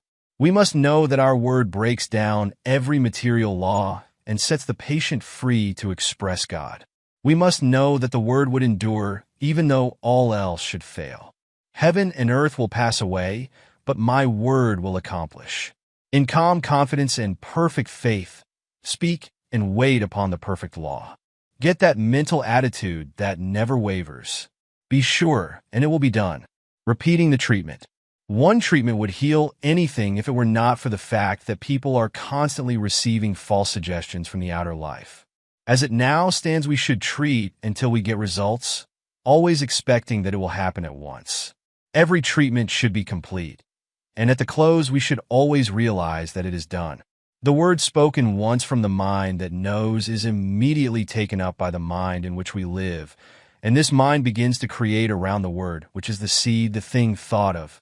We must speak that word with authority. There can be no wondering if it is going to work. When we plant a seed in the ground and water and care for it, we never doubt but a plant will spring into being. So it is with the word. It is acted upon by some power which we do not see, but that the power is there is no doubt, since all who go about it get results. As Thomas Edison says of electricity, it is, use it. So we say of mind, it is, use it. Always remember that your every thought is the way that you are treating, since it is the way that you are thinking. Impersonal healing. The very presence of one that understands the truth will have a great power of healing. The reason for this is that we are all in mind, and we have with us at all times our thought. And since all manifestation is the result of mind in action, and we are thinking beings and are always causing mind to act, the very presence of our thought will have some power to act upon whatever we are thinking about. We are dealing with a power which in itself is limitless. We limit it, and so it cannot become to us the bigger thing. Of itself, the power is the same that made the worlds, and it cannot realize any sense of limitation. They could not enter in because of their unbelief and because they limited the Holy One of Israel. Stop limiting things. Things are as big as we make them, no more, no less. There is room at the top. Get on top of everything and dare to dominate the earth. All things are given us to use. Make use of them. Everything is limitless. And we must see the truth that the fault is not in the law but in ourselves when we fail. Not with God, but with man. Dare, dare, dare. Think of the bigness of things in the universe. Think of the number of grains of sand, the profusion of all life, and never again limit anything. All is yours to use. Jesus would never have become the Christ unless he had had the courage to say, "Behold, I am he." You will never attain until in some degree you are able to say the same thing of yourself. We must learn to reach out and take what is meant for us, the greater life, the all-good. People say, "Yes, but how do you do it?" Simply know that God makes things out of himself by speaking the word, and that in your own life you can do the same. All people can think, and all people can speak, at least mentally. This is all that you need to begin on. The word is at the center of all creation and is first cause, the starting point of all that you see. The word is in your own mouth, and all that you have to do is to speak it. The trouble is that we are speaking the word, and in the next breath we are denying its power by seeing something that contradicts it. If the word is the way that God creates, it is the right way. If it works for God, shall it not work for us? As yet our word is more or less imperfect, but more and more it will become perfect, and so the outer condition will be brought up to the inner word. All words have as much power as we put into them when we speak. The word is already in our own mouths. That word is all that you will ever need to bring happiness, health, and success to you. Do you wish to live in a perfect world peopled with friends who love you, surrounded by all that is beautiful and pleasing? Do you wish to have the good things of life? There is but one way, and that way is as sure as that the sun shines. Forget all else and think only upon what you want. Control all thought that denies the real. And as the mist disappears before the sun, so shall all adversity melt before the shining radiance of your own exalted thought. The prodigal son remained a prodigal only so long as he chose to do so. When the thought came to him to return, he was greeted by the Father with outstretched hands. So shall we find that when we turn to that world which is perfect, there will be something that will turn with us, and we shall behold the new heaven and the new earth, not in some far-off place somewhere beyond the clouds, but here and now shall we become free. We must do away with all that hinders the true growth, all the little thoughts that hinder us from becoming. Human strife comes from the thought that there is not enough to go around. Forget it. We cannot use even what we see, and what we do not see is infinite. You will rob no one by becoming prosperous, and the laws that underlie this state of being are simple and easy to understand, and not hard to attain for the one who is willing to let go of the negative state of being. Prosperity. Here are a few simple rules for prosperity that are as sure of working as that water is sure to be wet. First, remember that nothing happens by chance. All is law and all is order. You create your own laws every time you think. There is something, call it what you will, but there is a power around you that knows and that understands all things. This power works like the soil. It receives the seed of your thought and at once begins to operate upon it. It will receive whatever you give to it and will create for you and throw back at you whatever you think into it. This means that the practitioner should be very careful how he is thinking at all times. Not alone in the moments of the deeper silence are we treating our patients, but perhaps more than this we are treating them in an impersonal way at all times. When we take a patient into our thought for a treatment, there will be a constant stream of consciousness flowing out to him during all the time that he is in our care. We should be very careful of our thoughts as we realize the deep truths of mental action and reaction. What is the spiritual mind? What is true spirituality?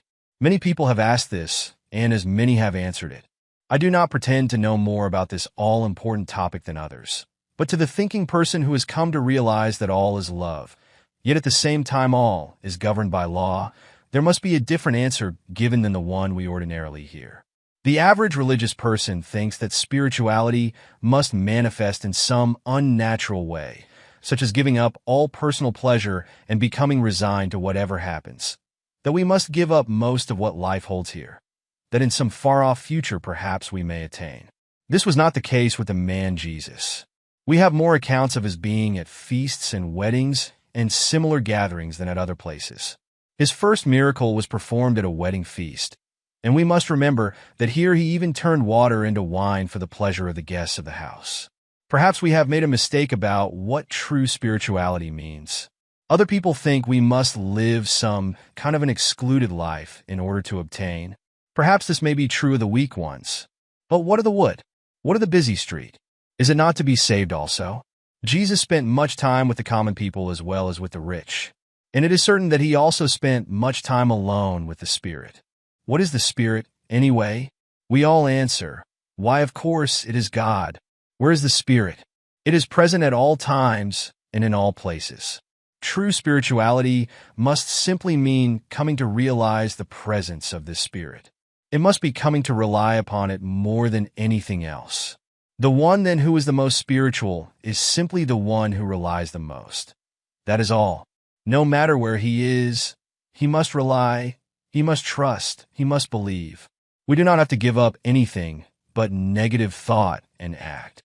We do not want to do anything that contradicts the forward march of the unfoldment of the Spirit. So all that we think and do must be in line with that which is right. But who shall say what is and what is not right? Remember this forever. Only your own soul shall say what is right and what is wrong. To thine own self be true, and it shall follow as the night the day. Thou canst not then be false to any man. Look to no one for guidance. This is the blind leading the blind. The Almighty has put the truth into your own soul. Look there, and there alone for it. Many people seem to think that for a man to look spiritual, he must have no color in his face, have some kind of faraway truth. He must be peculiar either in looks or in the way he dresses. To one who knows the truth, both praise and blame sound alike, but from the human standpoint, at least a person cannot help being amused at the way in which the world judges true spirituality. My idea of true spirituality is that a man should live a perfectly normal life, entering into and enjoying all in life that is clean and good. He should place himself absolutely under the divine guidance. Other than this, he will seem, just like other people, neither better nor worse. Get over all kinds of unnatural thought and remember that all is good. Neither criticize nor condemn people or things. You are spiritual in so far as you trust in the Spirit at all times, in all places, under all conditions. In order to do this, you do not have to seclude yourself from the world. To do so is an open confession of your own weakness and lack. There are moments when it is best to be alone with the power. From these moments we gather strength. To keep that strength to ourselves is pure selfishness. Walk, talk, live with the human race, hand in hand with all people and unified with all events, live and love and learn. Be natural and normal. If you seek to enter some other way, it must all be done over again. For no one lives or dies unto himself, but unto all people. The Church of God. The Church of God is not built with hands. It is eternal in the heavens. It is not lighted with candles. Its dome is heaven, and it is lighted by the stars of God's illumined thought, and each member in his separate star shall draw the thing as he sees it, for the God of things as they are. Here all people recognize the God within their own souls and ask for and see no other God. When you can look upon all creation as the perfect work of a perfect God, you will become a member of this church. I doubt very much if the Church Universal admits members from the Church Individual.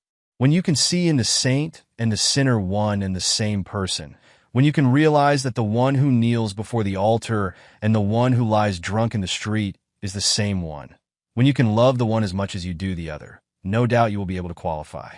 As it now is, we have too many preachers who do not understand, that have no purpose, too many prayers, too many creeds, too many teachers that have no message, too many churches, too many learned people, and too few thinkers. The kingdom of heaven cometh not by observation. It is the still, small voice within the soul that speaks. The expanded thought will never wish to join or be joined to. Nothing human can contain it. It feels the limitation of form and ceremony and longs for the freedom of the spirit, the great out of doors, the great God of the everywhere. Alone in the desert, the forest, or by the restless ocean, looking up at the stars, man breathes forth these words, with only my Maker and me. The path to prosperity. The healing of conditions is no different from other healing. All healing is the constructive use of a mental law which the world is gradually beginning to understand something of. Again, we must reiterate the principle of all life. We are surrounded by a thinking medium from which all things come. We think into it. It does the rest.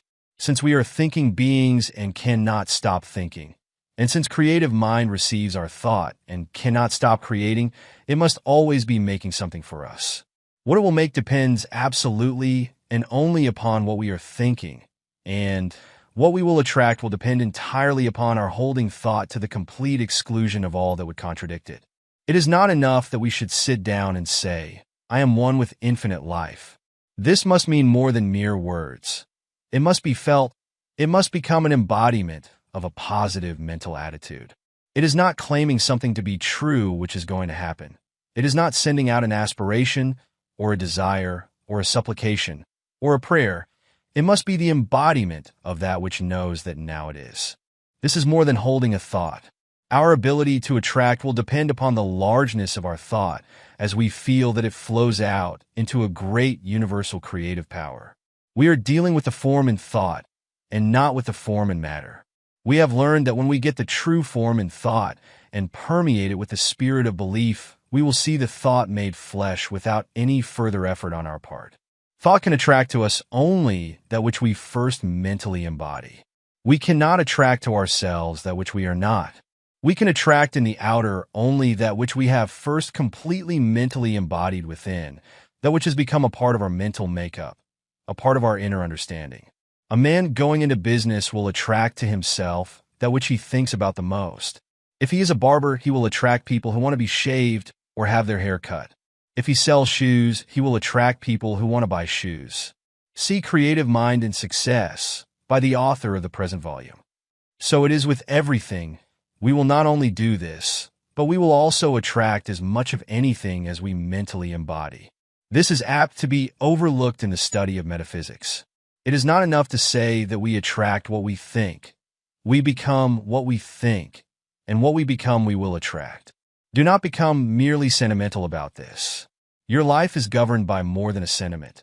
It is governed by law, something that cannot be broken, something that picks up every mental attitude and does something with it. This fundamental proposition of the law should then work out into our conditions.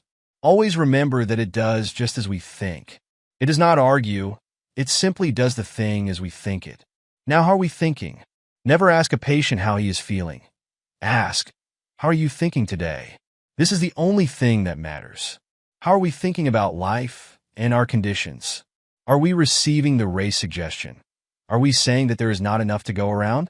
If we are saying this, it is our belief, and there is something that will see that it becomes a part of our expression. Most people, through ignorance of the higher laws of their being, are suffering from the thoughts imposed upon them from a negative and doubtful world. We who are claiming the use of the greater law must emancipate ourselves from all sense of limitation. We are not to be governed by the outer confusion, but by the inner realization. We are to judge life not from the way that things in the past have been done, but from the way that the Spirit does things. The way of the Spirit. Again, let us say that the Spirit creates by becoming the thing that it thinks. There is no other possible way in which it could work. Since it is all, and there is no other, the thought of opposing forces never enters into its mental working. When we are judging from the outer, we are not working in line with the power that we should be using. We must come to see that there is only one power and that we are touching it at all points, for there is not a power of poverty and a power of prosperity. There is the one becoming the many. It makes and it unmakes that a higher form may appear to express through it. All that is not in line with its forward movement will soon pass away, for it recognizes no opposite. As far as we are concerned, what we are and what we are to become depends only upon what we are thinking, for this is the way that we are using creative power. The sooner we get away from the thought that we have to create, the sooner we will be able to work in line with the Spirit. Always man uses, he never creates anything. The united intelligence of the human race could not make a single rosebud. It does not know enough. But our slightest thought adrift in mind causes the same power that makes all things to create for us.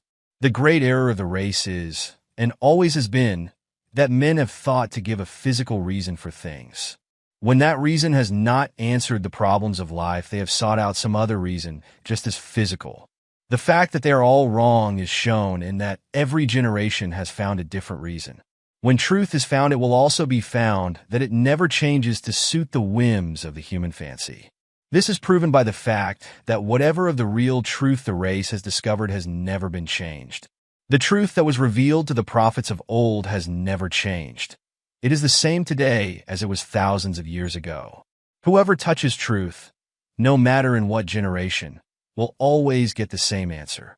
The great truth that was revealed from Moses to the time of Jesus is the same truth that is still revealed to all who will accept it. It is simply this: we are now living in a spiritual universe governed by mental laws of cause and effect. Moses saw it mostly from the standpoint of the law of cause and effect, an eye for an eye. What does this mean? It means, as Jesus said, as a man sows, so shall he reap. Moses saw the law. Jesus saw not only the law, I am come not to destroy, but to fulfill. But he saw behind the law the reason for it, and revealed behind all law the great lawgiver, a God of love working out the great inner concepts of his own being in harmony and in beauty, filled with peace, causing the sun to shine alike upon the just and the unjust. Jesus did not try to overcome the use of law.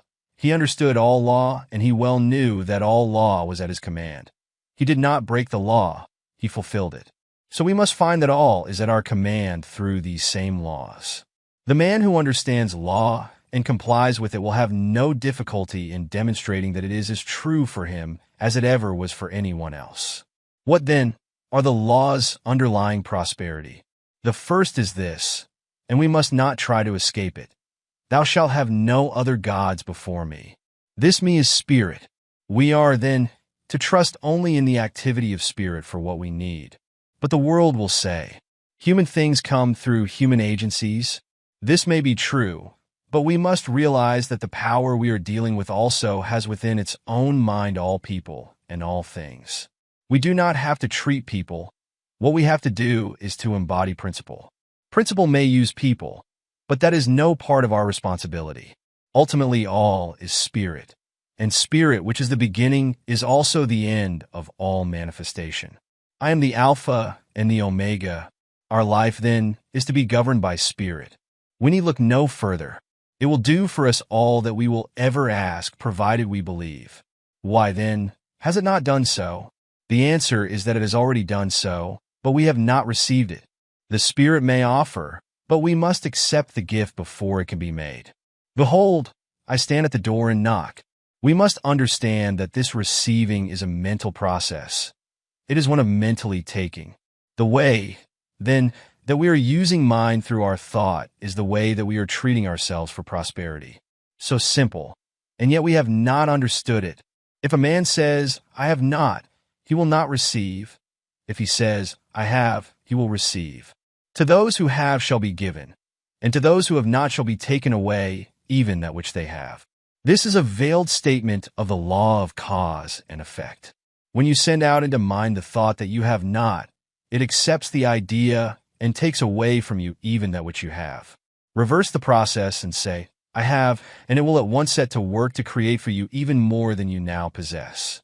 You will readily see then that you are not dealing with two powers but with one, and that it operates through your own thought, doing unto all even as they believe. The level of consciousness. Since all is mind, and it is done unto us as we mentally think, all life is simply a law of thought activity of consciousness. In our life, the power flows through us. If we provide a big receptivity, it will do a big thing. If, on the other hand, we only believe in a small way, the activity must be a small one. The Spirit can do for us only what it can do through us.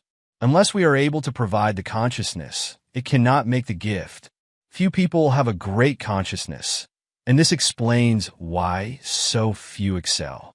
The power behind all things of itself is without limit. It is all power. In us it has to become what we make it. We carry within our own soul the key to all expression, but few enter in. The door is not seen with the physical eye, and as yet but few have gained the ability to see. The majority merely look, realizing, then, that while the power is limitless, it must become operative through our own thought. We shall see that what we need is not some greater power, but that what we really need is a greater consciousness, a deeper realization of life, a grander concept of being. We must unify ourselves with the great whole. The man who dares to fling his thought out into universal intelligence with the positive assurance of one who knows and dares to claim all there is will find that it will be done. God will honor his request. On the other hand, the one who fears to speak lest God will smite will find himself smitten of the law, not because God is angry, but because it is done as he believes. We have a right to have and should expect to have in this world all that will make for the comfort and for the luxuries of life. What matter how much we have if we rob no other soul to get it? Shall not the power that so lavishly spreads itself out into nature give to us its highest expression, all that we can ask? We dishonor God when we claim less than all, until we can expand our thought, so that we shall be able to say also, I am. We need not expect to get great results. The soul that knows its own divinity is the great soul. Before it all else must bend, to it all else must gravitate. Enlarge your thought processes. Away with the little personal thoughts of things, and dare to think in universal terms about all things. The universe is running over with good. It is for you, but you must believe and then take it. Do you dare to believe that your own word is invincible? When you speak it, how do you feel? Is it limitless? Is it all power? Is all power given to you in heaven and on earth? Are you one with the only power that there is? Until you can say yes to all these questions and not simply believe them, but know them, you cannot hope to attain. It is useless in making a demonstration to beg for things. As well beg that water should be wet or that fire should be hot. Things are, we must take them. Your word is only the power that you put into it, no more and no less. We are all held accountable for every word that we speak, because all is the action and the reaction of mind. Man is his own heaven and his own hell. We start a new enterprise and wonder what the chances of success are. Have we realized that the outer is simply the inner manifested? When we go to a new place, we shall find there only what we have taken with us. If we have taken success, we will find success. If, on the other hand, we have taken failure, we will find failure. This is the law. None can avoid it. None need try. Every living soul is a law unto his own life. There is no law but my own soul shall set. Nothing can come upon the path of the soul but that thing that the soul attracts. Practice for prosperity. Prosperity is in our own hands to do with as we will, but we will never reach it until we learn to control our thought. We must see only what we want and never allow the other things to enter. If we wish activity, we must be active in our thought. We must see activity and speak it into everything that we do. The spoken word shall bring it to pass. We speak the word, it is brought to pass of the power that we speak it into. We can only speak the word that we understand. The activity will correspond to our inner concepts. If they are large, the results will be large. The thing to do is to unify ourselves with all the biggest ideas that we can compass. And realizing that our ideas govern our power of attraction, we should be constantly enlarging within ourselves. We must realize our at-one-ment with all power and know that our word will bring it to pass. We speak the word, it is brought to pass of as consciousness grows, it will manifest in enlarged opportunities and a greater field of action. Most people think in the terms of universal powers. Feel that you are surrounded by all the power that there is when you speak and never doubt, but that what you say will spring into being. We should speak right out into mind all that we desire and believe that it will be done unto us. Never take the time to listen to those who doubt. We observe that their philosophy has done but little to save the world or themselves. Here again, let the dead bury the dead, and see to it that you maintain in your own thought what you want, letting go of all else. Think only what you want to happen, and never let yourself get mentally lazy and sluggish, taking on the suggestions of poverty and limitation. See yourself as being in the position that you desire. Mentally dwell upon it, and then speak with perfect assurance that it is done, and then forget it and trust in the law. This will answer all needs. If you want to do this for someone else, all that you will need to do is to think of them and go through the same process of mind action. You will be sending out the truth for them, and mind being always active will not contradict what you have said. Remember that you cannot hope to get results unless you keep but the one idea and do not mix thoughts in your mind. All is yours, but you must take it. The taking is always a mental process. It is believing absolutely. This is divine principle. Conclusion. Principle itself is simplicity. Yet it is infinite mind and manifestation of mind. We live in a spiritual universe governed through thought, or the word which first becomes law. This law creates what we call matter. Jesus Christ discerned the truth about spiritual principles more than any other man who ever lived, and he proclaimed the eternal reign of law and understanding, absolute, complete, perfect, and he found that law to be operative through his own thought and the power of his own word. And when you and I shall cease looking outside ourselves to any person and shall realize that whatever truth and whatever power we shall have must flow through us, when we begin to interpret our own natures, we shall begin to understand God and law and life, and not until then. We live and move and have our being in what we call an infinite mind, an infinite creative mind, also infinitely receptive, operative, omnipotent, and all-knowing. And we have learned that this mind presses against us on all sides, flows through us, and becomes operative through our thinking. The human race, ignorant of the laws of this mind, ignorant of the power of its own thought, has through its ignorance misused and abused the creative power of its thought, and brought upon itself the thing it feared. This is true because all thought is law, and all law is mind in action. And the word which you speak today is the law which shall govern your life tomorrow. As the word which you spoke, ignorantly or innocently, consciously or unconsciously yesterday, is absolutely governing your life today. As metaphysicians, then, we are not dealing with a material, nor denying a manifest universe, but we are claiming that the manifestation is the result of the inner activity of the mind. And if we wish for a definite manifestation, we must produce a definite inner activity. You and I, then, are not dealing with conditions, but with mental and spiritual law. We are dealing with the power of thought, the power of mind, and the more spiritual the thought, the higher the manifestation. The more our reliance upon what we call God, the greater the power.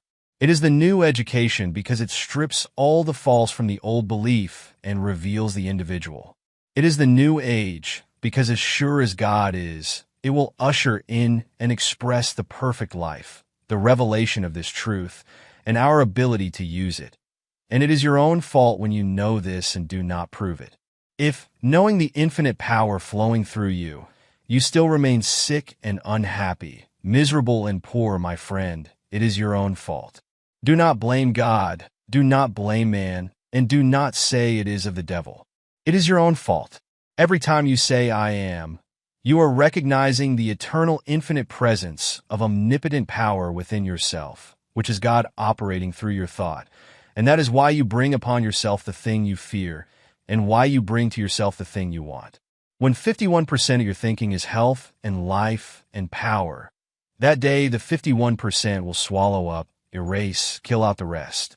The day you, as an individual, through 51% of your thought, pass beyond the perception of limitation, you will draw out of the universe everything you desire. Poverty will desert you, and you will be emancipated forever. The day you think 51% of happiness, misery shall depart and never return. Is it not then worth your time and your effort?